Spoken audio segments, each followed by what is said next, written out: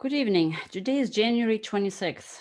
S&P 500 made new all-time highs at 3682 at the open today, then sold off a bit and was trading in the 20-point range for the rest of the day, crossing back and forth our famous Mr. Soji 50 level, and closed at that level pretty much unchanged around 3850.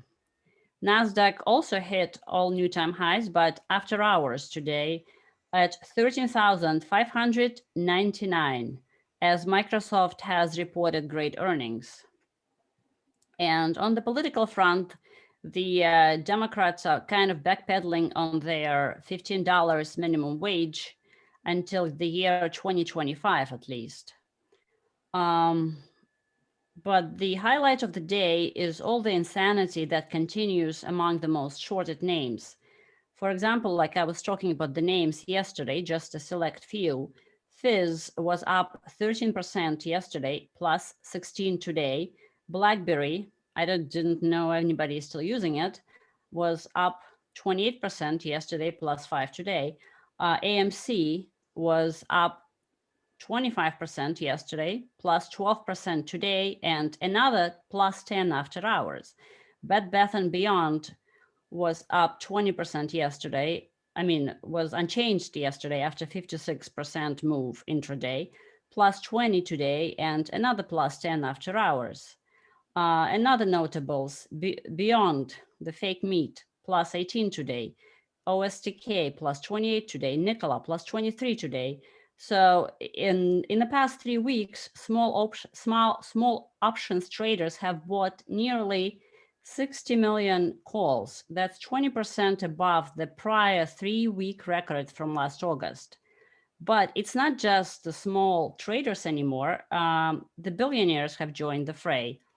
The GME, GameStop stock today was halted multiple times on volatility, and some platforms actually limited the number of options and the options strategies you could trade, trying to curtail this insane activity, but that didn't help at all. And it closed at 148, up 93% since yesterday close. And last I checked, was up 248 today after hours. So it's up another 200%, 220% since yesterday's close. So the stock is basically going insane, parabolic, and Robinhood traders are winning again against the Citadel, the 0.72, the Melvin Capital, and the billionaires that joined the fray are also buying and helping the Robinhood traders. For example, the famous billionaire venture capitalist, I'm not sure how to pronounce his name because he's Sri Lankan, Chamath Palihapitiya, whatever. He just tweeted that he's buying February 115 calls on GME. He tweeted that this morning after the stock sold off, and of course it went up again. And another cryptocurrency billionaire, Cameron Winklevoss, was also tweeting about the GME stock and that he's considering buying calls. And he also tweeted that all GameStop stock needs is one tweet from Elon Musk to go hyper-parabolic and blow out the fat cat shorts for good. And what do you know? Elon Musk, I guess, reading his tweets, and he tweeted after hours today, GameStop. And of course, he tweeted this after hours, I'm guessing for maximum impact in low liquidity environment. And that tweet from Elon Musk added 3 or 4 billion in market cap gains for the stock. And it was high, as I said, as $248 after hours. And that's our market. Victor, what do you have to say about all of this?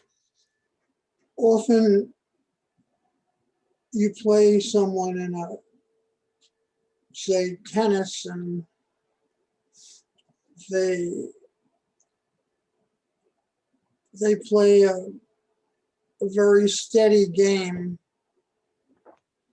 hit a lot of lobs, and at the end of the game they beat you, and you say to yourself, that's it's not cricket. That's not fair. He shouldn't have won. And a lot of time in athletic games, the player that seems weaker wins. And the purpose of markets,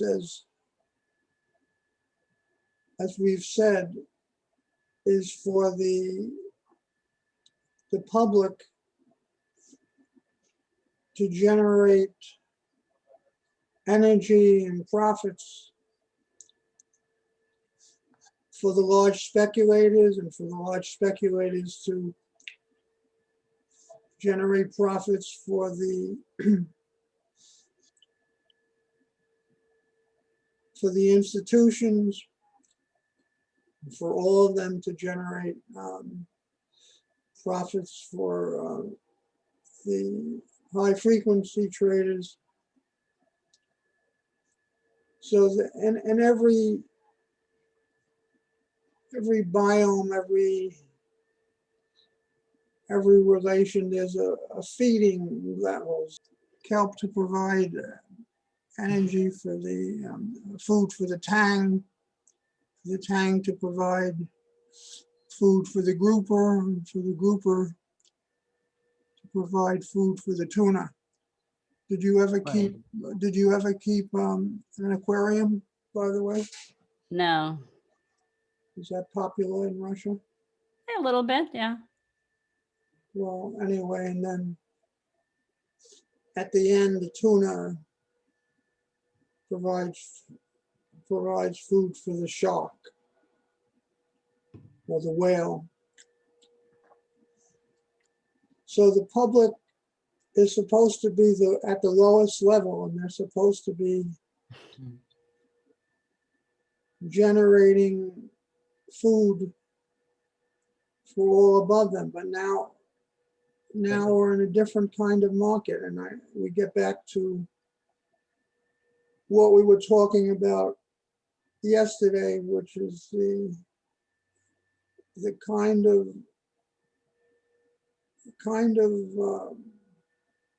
niche that we're in. We're in a very unusual niche where everything is up.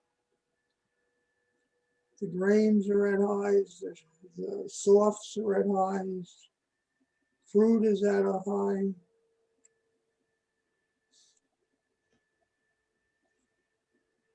Every stock market's at a high.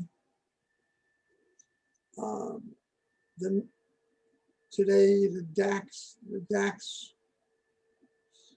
which was bringing up the rear, it had a good comeback. It was up 1.5%, while the stock market was basically up just a little. But remember I said that it's amazing that about 30 to 40% of all the days in 2020 have been at a new high. Now we've had a new high for 3 days in a row, 4 days. Looks like we've had a new high for 5 days in a row. And the public is making a lot of money. And to go back to my favorite sports maladjustment, where the pitcher in a game of cricket pitched a ball that was on the ground, and he didn't give the opponents a fair chance to hit a home run. And ever since that's been paradigm for it's not cricket. So it's not cricket what we're having in these markets. And yeah, Citadel and 0.5, they must have bought it. They must have taken a position in the hedge fund. They didn't just loan money. I'm sure that they took an equity interest. And so what did they supposedly put in $2 billion, so Right. and say half of that went to the GameStop. So they must have lost $1 billion on that investment so far. Okay, so it's not cricket, but guess what? The Fed is up to bat tomorrow. Right. And usually they used to predict the Fed's actions by how many times they went to the men's room. It seems like around 12 o'clock, the old fogies there would take a break, and somehow their actions would be disseminated to the public. Remember, there's a very successful trader in California, Miss Chung, who's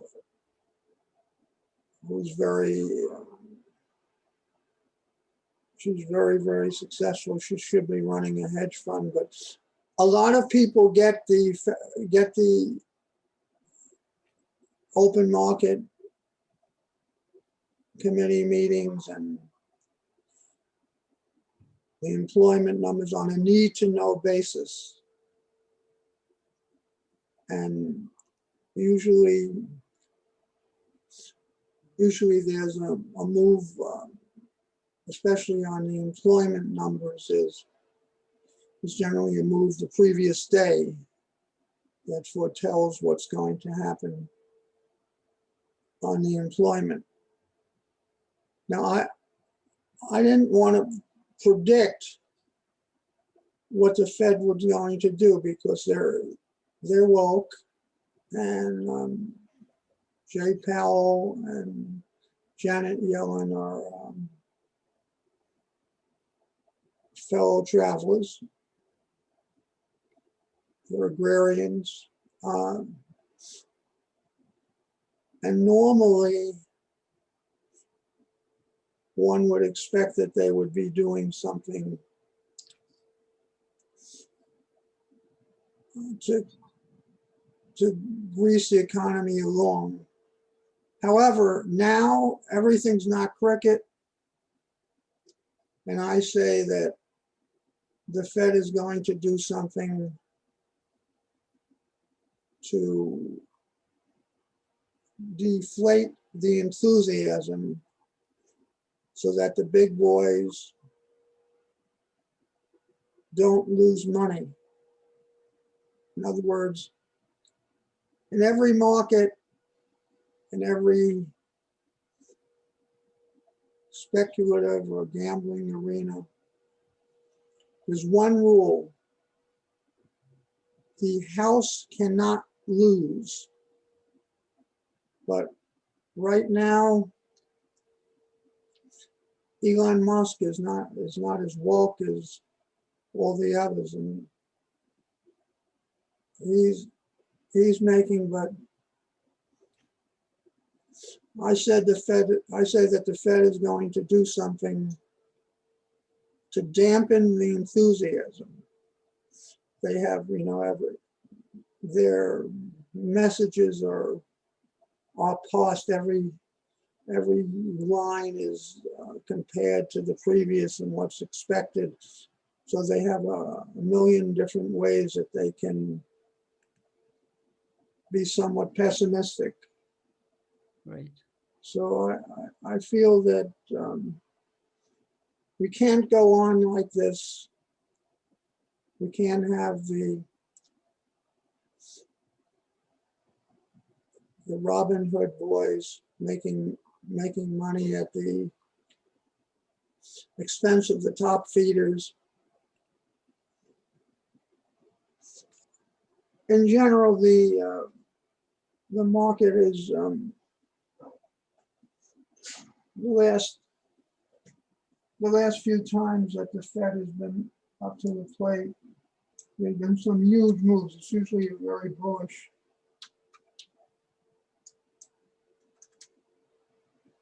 Usually it's the most bullish day of the year. And the last few times that the Fed, that there's been open market meeting, markets, the last one, they were up 9 only. At the end of the day, they were up 20 right before the announcement. The previous time they were up 75. That was 3.5%.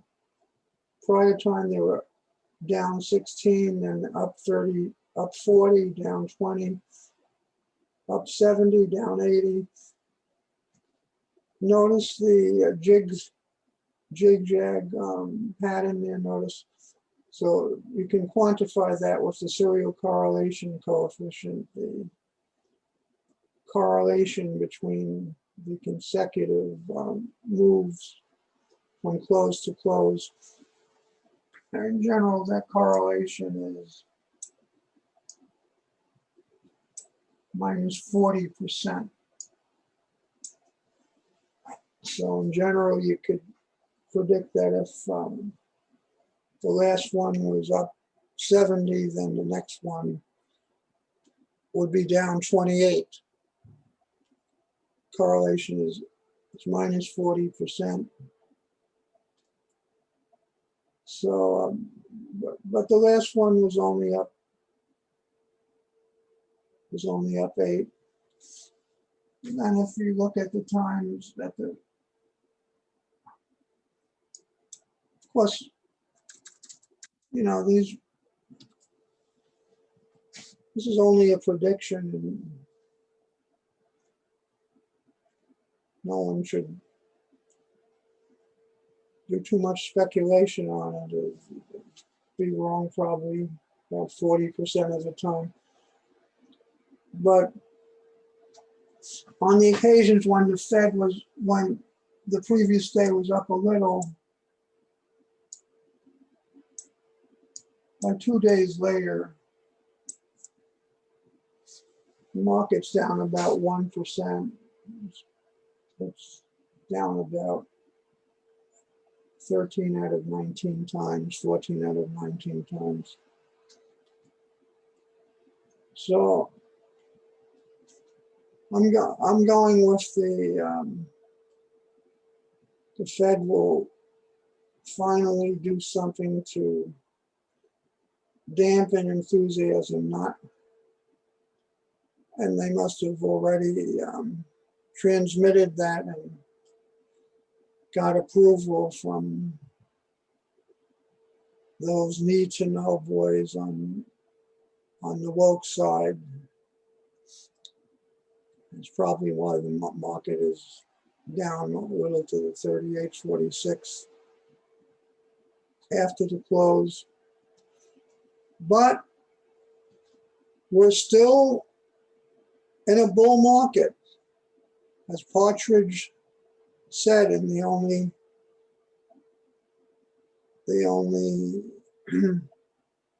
useful thing that was in reminiscence of a stock Fed.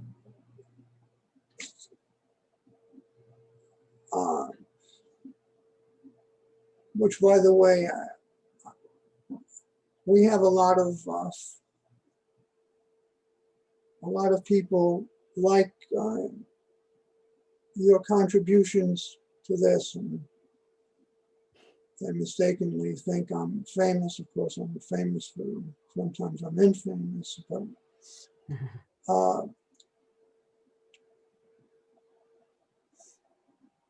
anyway, in that useful thing, as discussed, he says more things that are guaranteed to lead you to bankruptcy. He has about 50 rules at the back of the book, and each one of them is untested and leads to high turnover and leads to things that the smart other side, the top feeders, can make profits from. So, but there was one time before well, it must have been 1904 or 5, when he was trading with my grandfather, who was the treasurer of the Irving Berlin's piano publishing, music publishing. In those days, the music publishing, sheet music, was very, very popular. That's how my grandfather and grandmother met. She was an attractive movie silent movie piano performer. Do they have that in Russia? Do they have silent movies? No.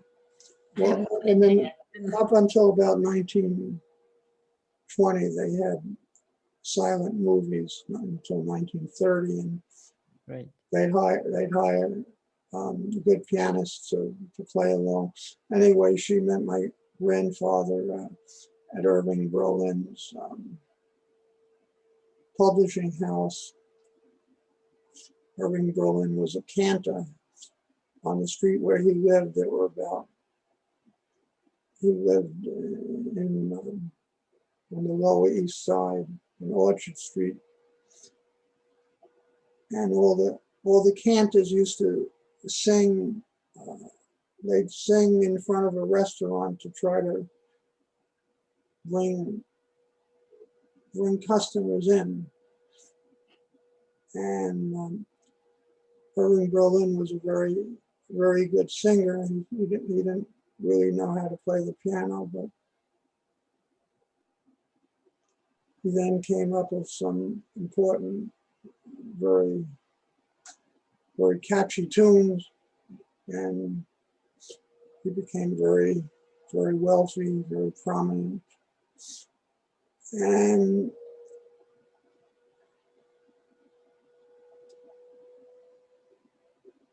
anyway, my Jesse Livermore's, before 1907, couldn't understand why he was always going bankrupt. He'd only gone bankrupt three times before 1907. And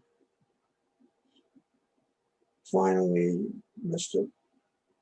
Partridge said to him, Jesse, what are you doing going in and out? It's a bull market. We're in a bull market here. The grains were up another 100%. The two speculators I follow on the spec list, Jeff Watson and Andy Gillespie. Andy Gillespie said, how could you be crazy enough to sell a company?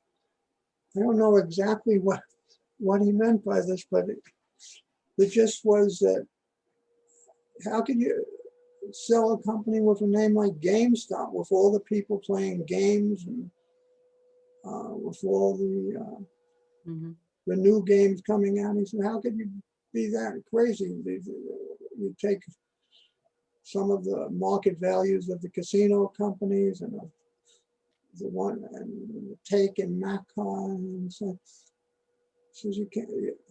His métier is to by the companies that are performing the best, and he's had a very good record. And Jeff Watson is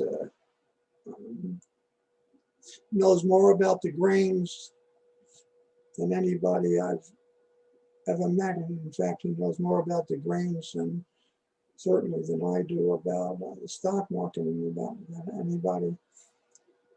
He knows more about grains than anybody else. Anyway, he's very bullish on the grains. They're up 100 to 200%. And during that kind of era,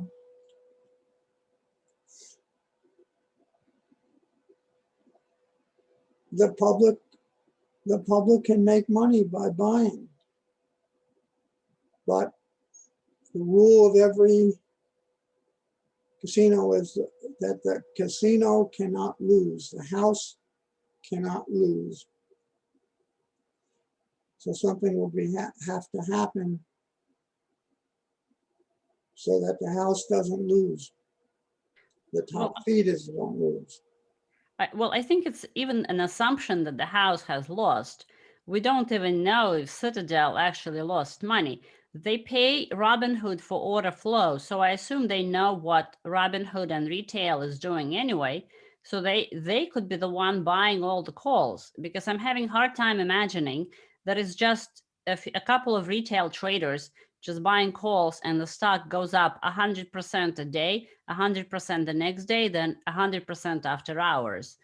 And how do we not know? Maybe it's some big hedge fund actually quietly buying all the calls, and the cover is just Robinhood traders, but in reality it's somebody big making a lot of money. No, the public has been buying. Anyone who's been buying, there's been 5 new highs and 40% of the days in 2020. Of the GME options flow is actually the public buying versus some big hedge funds buying on the heels of the public? Well, why wouldn't they, the smart people? Regardless, the public is making money by buying anybody. Right. Market's up 50%. The FANG stocks are up 100% in the last 5 or 6 months. The companies that right. The companies that are performing the best continue to perform best, and anyone who's buying at the close and keeping it for a day is making money. But anyway, what's happening on the science front? Anything? Nothing interesting today, except for the report that came out that our favorite doctor, like you call him Dr. Cattle, actually is the highest paying government employee. He makes more than the president of the United States, whose salary is 400. Dr. Fauci's salary was 417,000 in 2019. He is not only the highest paid doctor in the federal government, but the highest paid employee of all federal employees. So I guess if you're paid over 400,000 a year, you can shut down the country. You don't really care, if the country is locked down or not. I think it goes a lot deeper than that. I believe that the people at the top get a royalty on a lot of the pharmaceutical. They have some crazy rules so that they're probably multi-millionaires because they get royalties on the that one would have to check that out, but I've read that. Well, it's profitable to be a public employee. Even Janet Yellen was making 800,000 for her speeches in between her jobs. So, and speaking of stocks again, tomorrow after hours, the 2 famous and most important stocks report. So in addition to the Fed meetings tomorrow after hours, Tesla and Apple report their earnings. So that's also could be a large market mover. And I kind of agree with you, like you said, that the Fed is probably going to say something negative to temper the enthusiasm.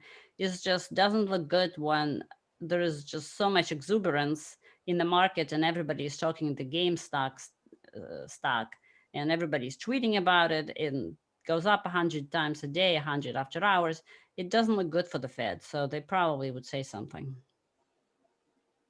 Okay, Elena, thank you very much for your contributions and your ideas, and we'll be back tomorrow. Thank you. We'll Thank see. you. Thanks. Bye.